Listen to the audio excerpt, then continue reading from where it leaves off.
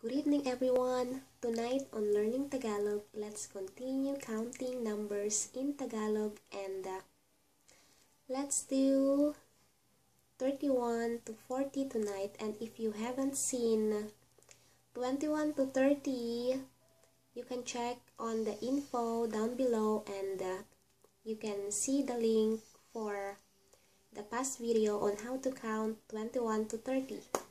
So now, let's do 31 to 40.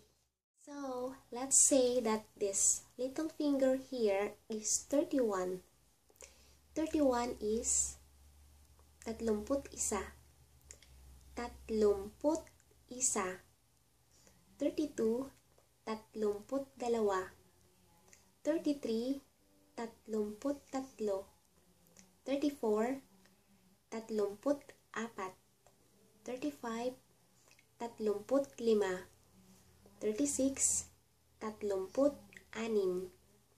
37, Tatlumpu't-pito.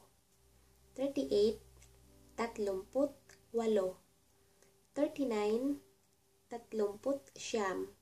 And 40, Apatnapu. Apatnapu.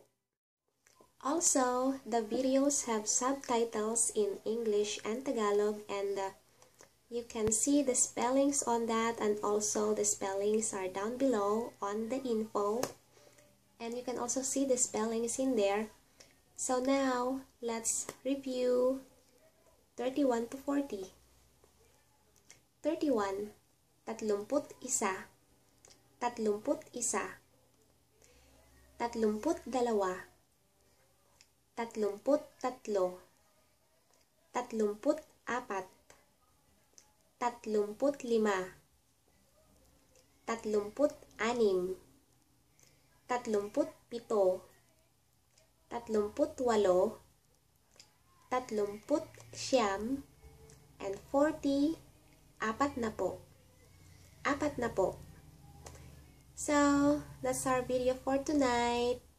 See you next time. Bye-bye.